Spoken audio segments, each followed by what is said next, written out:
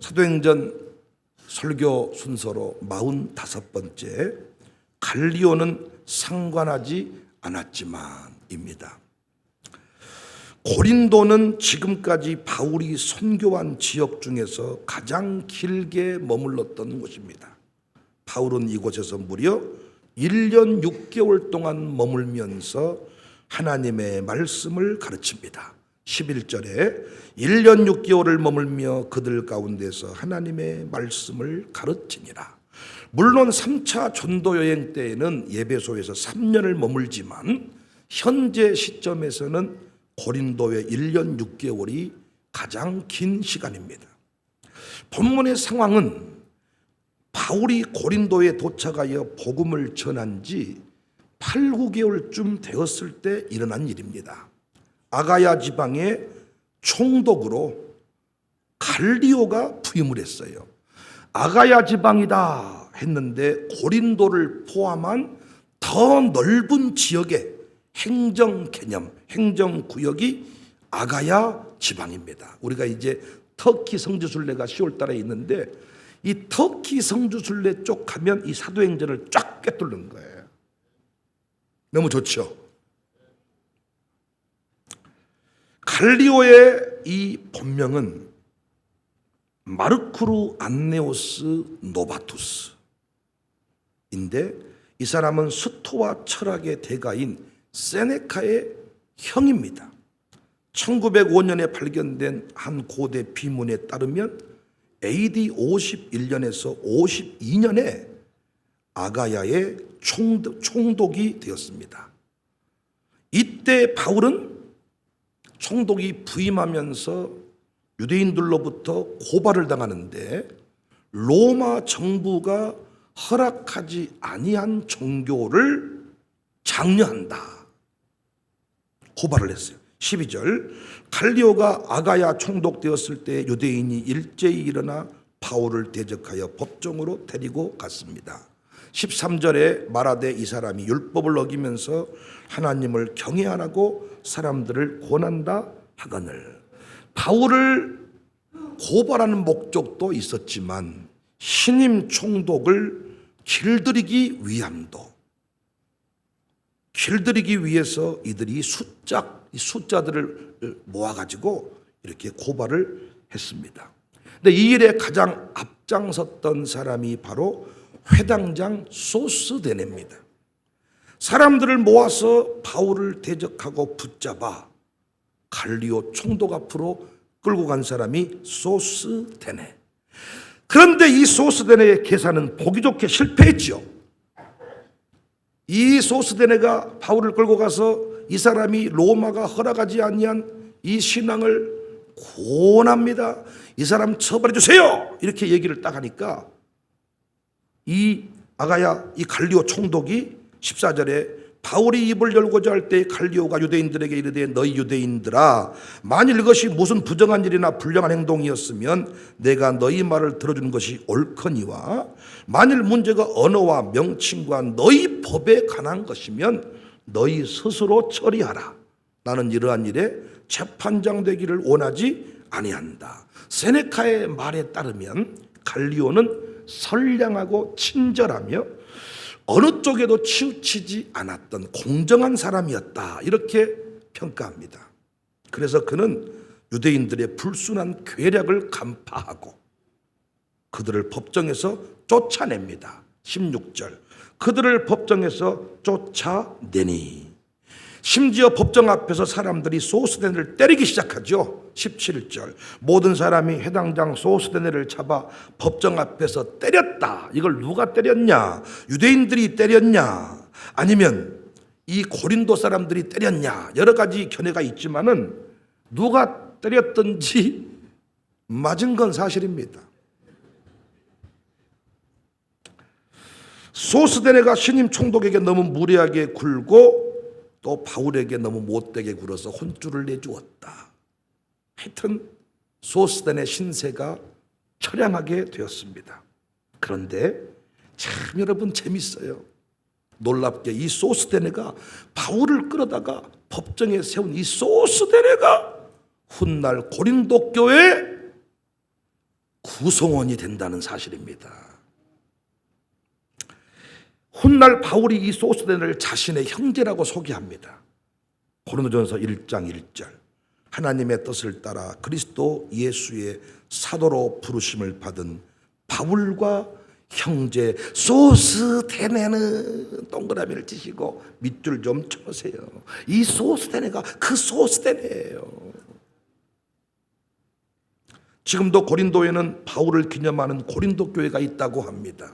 이번 터키 성교순례 때 가보겠죠. 우리는 할렐루야. 계속 염장질을 하는 겁니다. 제가 그 교회 입구에 역대 담임 목사님들의 이름이 쓰여 있는데 1대부터 88대까지 이 담임 교역자의 이름이 써져 있대요. 제1대가 바울, 2대는 아볼로, 3대는 실라, 4대 담임 목사가 누구냐? 소스데네입니다. 왜 하나님이 바울을 그곳에 붙들어 두었는지 아시겠죠? 왜 성령이 이 성중에 내 백성이 많다고 했는지 아시겠죠? 10절 내가 너와 함께 있음에 어떤 사람도 너를 대적하여 해롭게 할 자가 없을 것이니 이는 성중에 내 백성이 많다. 사랑하는 성도님들, 사역의 현장에서 양육을 하면서 내 기준으로 불평하지 않기를 바랍니다. 여전히 우리 하나님의 선한 역사가 진행되고 있음을 기억하시기를 바랍니다. 갈리오가 행한 재판이 훗날 로마 제국 내에서 복음 전파와 관련한 중요한 재판이 돼요. 일종의 요즘으로 말하면 사법적인 어떤 판례가 됩니다. 판례. 판사들이 재판을 할 때 판례가 매우 중요하거든요. 로마법 아래에서 유대교뿐만 아니라 기독교도 인정한다는 신호탄이 된 것이죠. 이 기독교를 전도한다, 예수님을 전한다는 이유로 법정에 잡혀서 처벌을 받았으면 이건 영영 포교 활동이 어렵게 되는데 전도 활동이 처벌을 받지 않았잖아요. 이게 판례가 됐다. 판례가.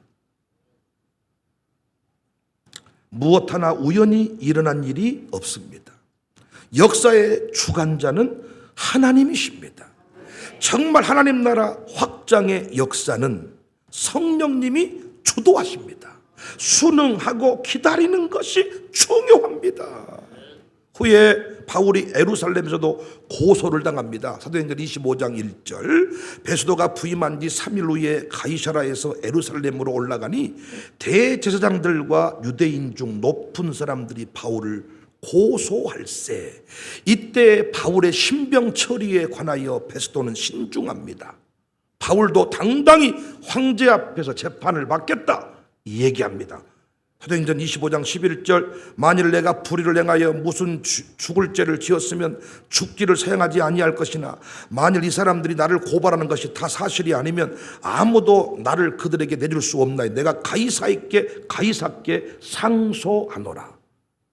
25장 12절에 베스도가 배석자들과 상의하고 이르되 내가 가이사에게 상소하였으니 가이사에게 갈 것이다. 어떻게 바울이 이렇게 당당하게 되었습니까? 어떻게 이런 일이 가능하게 되었습니까? 바울의 복음 전도가 불법이 아님을, 전도할 수 있음을 갈리오의 재판을 통해 증명을 받았다니까요. 판례가 있었다니까요. 판례가. 그래서 바울은 당당히 복음을 들고 제국의 중심에 서게 되었습니다. 결코 갈리오가 기독교인을 사랑하고 바울을 배려해서 이런 판결을 한 것이 아니라 그냥 자신의 일을 했을 뿐입니다. 17절 모든 사람이 해당장 소스덴을 잡아 법정 앞에서 때리든지 말든지 갈리오는 이 일을 상관하지 아니하니라. 오늘 말씀 제목이 뭐예요? 갈리오는 상관하지 않았지만 누구에게도 관심이 없었어요. 그는 행정관일 뿐입니다. 그런데 하나님이 그의 판결조차 역사 가운데 사용하십니다. 모든 것이 하나님의 섭리였고 계획이었습니다. 사랑하는 성도님들, 제 목회를 돌아봐도요 틀림없이 고난은 유익이었습니다. 고난 가운데 교인들이 세워졌고 교회는 부흥했습니다. 또한 주의 일들이 진짜 복이었습니다. 주의 일을 감당하면서 특별한 프로젝트를 감당하면서 성도들에게 간증이 만들어지기 시작했습니다. 제가 부흥회도 나가고 이렇게 세미나도 당당히 하는 이유는 여러분의 간증 때문입니다. 문제는 목사인 제가 때론 고난이 싫고 주의 일이 버겁게 느껴질 때가 있다는 것입니다. 많은 선배님들이 저를 보고 하는 얘기가 좋을 때다, 열심히 일해서 어느 순간 지나면 일 못하네. 그 말이 육적인 나이로도 그렇지만 자꾸 지치고 편한 길을 가고자 하는 마음이 있다는 것입니다. 그냥 살고 싶어요. 한국교회 살리는 일 말고 청사교회만 살리고 싶어요. 우산동이 망하든지 강물이 흐르든지 쓰레기더미가 내려든지 신경 쓰지 말고 우리 교인들만 부자 만들고 싶어요. 이게 저의 본심입니다. 바울도 마찬가지였습니다. 고린도에 가기 싫었습니다. 아시아로 가고 싶었습니다. 마게도냐가 아니었습니다. 좀 더 수월한 길로, 약속한 길로 가고 싶었습니다. 여러분도 그렇지 않습니까? 하지만 하나님의 계획은 달랐습니다. 그러니까 우리의 선택 기준은 끝까지 영혼 구원, 하나님 나라 확장, 교회 부흥이어야 되는데 연봉을 따라가 버리고 주의를 쫓고 안락함을 쫓을 때가 많다는 것이지요. 6절 보세요. 그들이 대적하여 비방할 때 바울이 옷을 털면서 이르되 너희 피가 너희 머리로 돌아갈 것이요 나는 깨끗하니라. 이후에는 이방인에게로 가리라 하고. 여러분, 열심히 목회한다고 하는데 목사님이 돈 먹어버렸습니다. 목사님이 항상 이기적입니다. 막 이런 이상한 얘기를 들을 때 제가 무슨 일 하고 싶겠습니까? 아이고 살든지 말든지 더 이상 일 안 할란다. 편안하게 그냥 그렇게 살고 싶지 않겠습니까? 그런데 여러분과 제가 놓치지 말아야 될 것은 끝까지 우리는 하나님 나라 확장의 통로인 줄로 믿습니다. 그래서 내가 가기 싫은 동네여도 하나님이 가라고 하시면 가야 될 이유가 있는 거예요. 소스테네가 나를 잡고 법정에 세웠는데 그 사람이 나의 형제가 되었다니까요. 하나님이 그 영혼을 구원하시려고 바울을 그 자리에 보내셨고 거기에 머물게 하셨다니까요. 양무사님들, 지금 그 가정교회 안 하고 싶으십니까? 빨리 연말이 와서 싹 한번 바꾸고 싶으십니까? 내가 편한 사람을 쫓고 그냥 내가 좋아하는 사람하고 통닭 튀겨 먹고 노는 것이 양육사가 아니라 하나님의 뜻을 이 땅에 이루어 드리는 것이 양육사와 주의 종들의 사명인 줄로 믿습니다. 주님이 부르시면 가고 하자 하시면 하는 것입니다. 그러니까 담임 목사 입장에서 정말 하기 어려운 일이 뭔 줄 아세요? 광고. 신디가 고장났답니다. 400만 원 줘야 바꾼답니다. 그럼 바꾸면 돼 그냥. 성령이 광고하라 그래. 지금 헌금하고 있는 중이에요. 엘리베이터 4,500만 원. 그냥 하면 돼. 근데 또 감동이 와. 교회 에어컨 난방시설은 교회가 하고 엘리베이터는 광고해라. 광고 얼마 전에 또 신디 했잖아요. 광고하기 싫다니까. 여러분은 제가 이런 일을 하면 그냥 쉽게 한 줄 안가 봐. 목사님은 참 돈을 잘 뜯어내시네요. 참말로 돈 얘기를 잘 하시네요. 한번 해보세요. 나도 여러분한테 밥 얻어먹기 싫어. 아니 어떤 남자가 어떤 이쯤 생겨가지고 돈 얻어먹고 돈 빌리고 이런 삶을 좋아하는 사람이 누가 있답니까? 그런데 왜 광고하냐? 광고를 해보면 알잖아요. 그 일에 준비된 영혼이 있어요.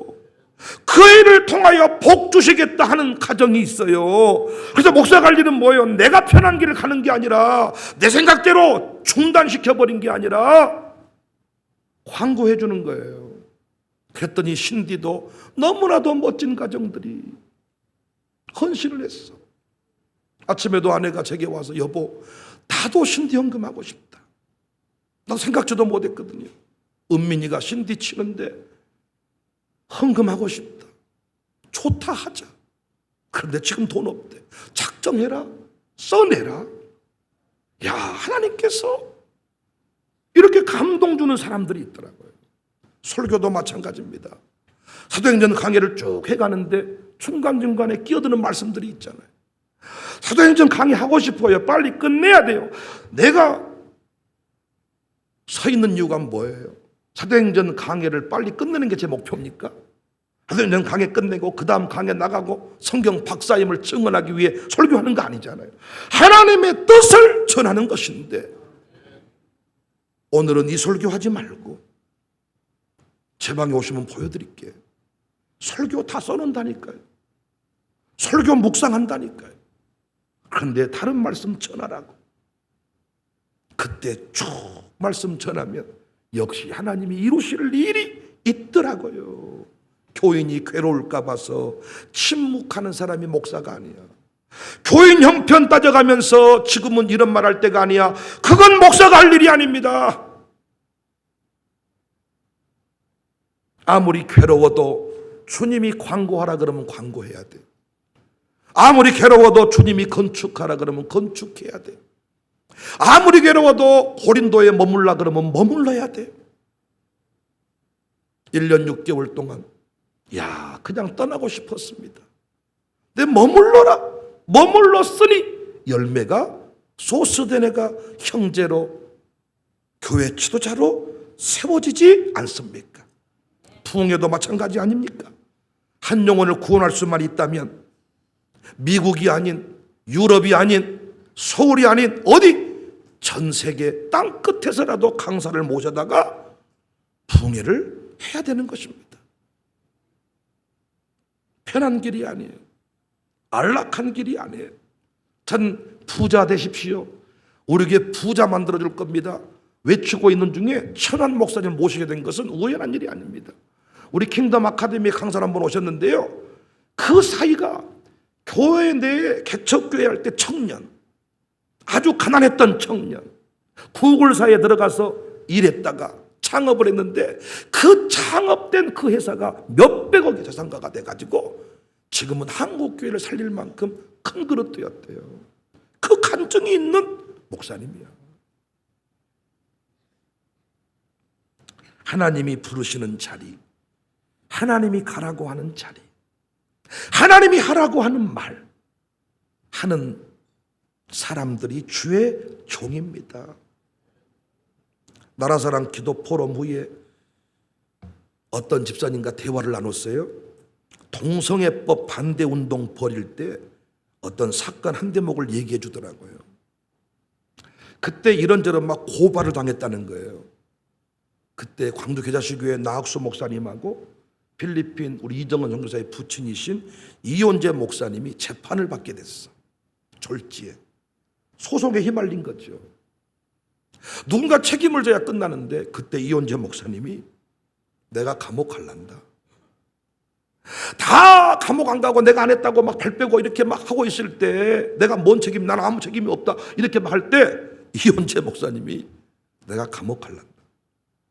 그때 이 집사도 많은 주변의 사람들이 당신이 광주 교계의 지도자 맞습니다. 그래서 그때부터 우리 이혼재 목사님이 어른 대접받고 모든 대접받는 자리에 항상 후배들이 세워주시더라고요. 총독을 세우시는 것도, 그런 판결을 하게 하시는 것도, 고발을 당하게 하신 것도, 우리 교회도 코로나 때 예배드렸다고 고발당했잖아요. 그때는 성질이 얼마나 나든지, 이 시국에 밥 안 먹었다고, 이 시국에 식사를 그런데 그 고발을 당한 것이 오늘의 백 목사를 영광스럽게 만들어 준 거예요. 다 무혐의 판정 받은 겁니다. 혐의 없다.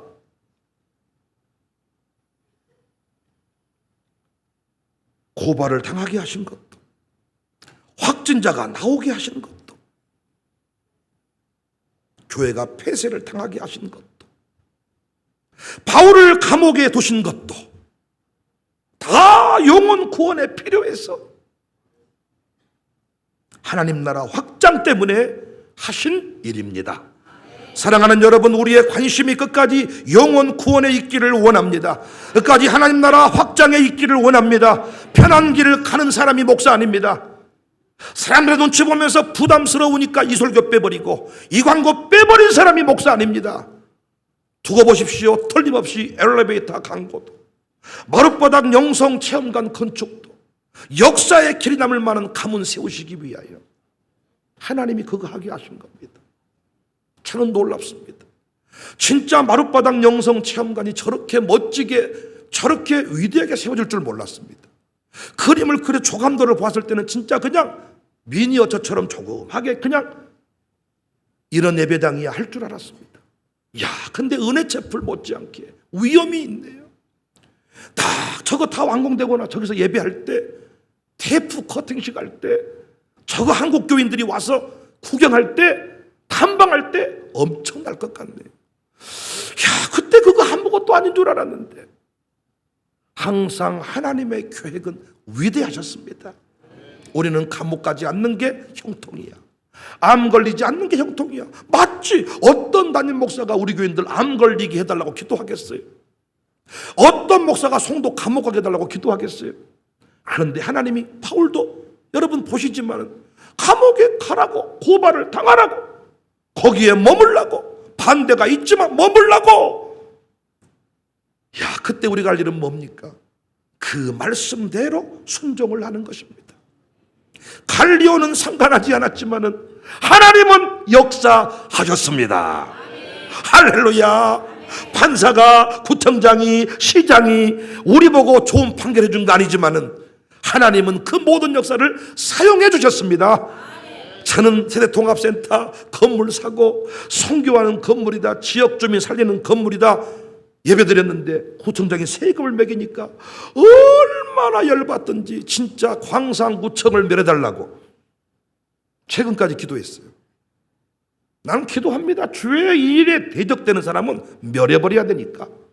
구청장을 멸하시며 광산구청 멸하시며. 근데 안 멸하더라고요, 하나님이. 최근에 깨닫게 해주셨습니다. 윤영아, 구청장이 자기가 뜬금없이 세금을 매긴 게 아니라 너에게 메시지를 준 거야. 저 건물은 선교하는 건물이 아니라 너희 교회 자립정책, 너희 교회 재정의 통로로 준 거야. 나는 왜 그걸 모르고 이심을 갔냐? 내가 두 번째까지 사인 줬잖아. 두 번째 졌으면 뜻이 있구나. 열받아서 내가 대법원까지 갑니다. 진짜 광주에 대단한 변호사를 사가지고 다 졌어. 왜 졌나? 이해를 못했어. 나중에 저 건물 팔 때 그것이 도움이 되려나?